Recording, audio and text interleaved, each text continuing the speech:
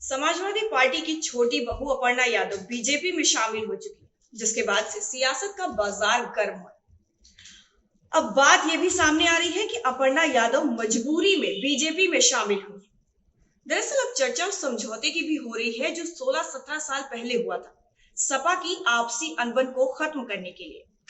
अपर्णा के भाजपा में शामिल होने के बाद एक बार फिर परिवार की लड़ाई घर की दहलीज पार करके बाहर आ गई।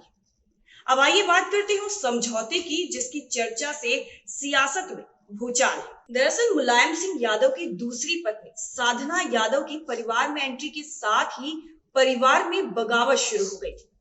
वरिष्ठ पत्रकार मुकेश अलख बताते हैं कि तब अखिलेश यादव ने अपने पिता मुलायम से बगावत कर दी थी। अखिलेश काफी ज्यादा नाराज भी हुए थे और मुलायम की हर बात अनसुनी करने लगे थे। पिता और पुत्र के बीच बढ़ती दूरियों को कम करने और परिवार को एक साथ लाने की जिम्मेदारी अमर सिंह ने उठाई थी। अमर सिंह ने न सिर्फ साधना यादव को परिवार में एंट्री दिलाई थी, बल्कि अखिलेश यादव को भी मनाया था। इस दौरान परिवार को साथ रखने के लिए एक समझौता भी हुआ था, जो इस वक्त चर्चा का विषय बना हुआ है। अब बात करते हैं उस शर्त की जो समझौते में शामिल थी। उस समझौते के मुताबिक पिता की राजनीतिक विरासत के इकलौते वारिस अखिलेश यादव होंगे, जबकि साधना के बेटे प्रतीक यादव कभी भी राजनीति में नहीं आएंगे। इतना ही नहीं, उस वक्त जो प्रॉपर्टी थी उसे भी दोनों भाइयों में बराबर बांटा गया था। परिवार के बेहद करीब रहे लोगों का दावा है कि पार्टी में उस वक्त ये भी तय हुआ था कि साधना यादव के परिवार का खर्चा भी समाजवादी पार्टी उठाएंगे। प्रतीक यादव लगातार कहते हैं कि वो कभी राजनीति में नहीं आएंगे। हालांकि जब भी सवाल अपर्णा के सियासी भविष्य को लेकर होता है तो वो कहते हैं कि इसका फैसला नेताजी यानी मुलायम सिंह यादव और खुद अपर्णा कर सकती है।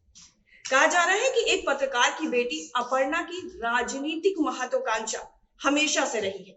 वो परिवार की दूसरी बहू डिंपल यादव की तरह ही पार्टी में अधिकार चाहती थी। अपर्णा की इसी जिद की वजह से मुलायम सिंह यादव ने 2017 में अपर्णा को पार्टी का टिकट भी दिलवाया था, लेकिन अपर्णा चुनाव हार गई। हालांकि उन्होंने आरोप लगाया था कि अखिलेश यादव नहीं चाहते थे कि वो चुनाव जीते। 2017 में योगी सरकार बनने के बाद भी ये खबरें आई थी कि कई बार सीएम योगी से अपर्णा यादव ने मुलाकात भी की थी।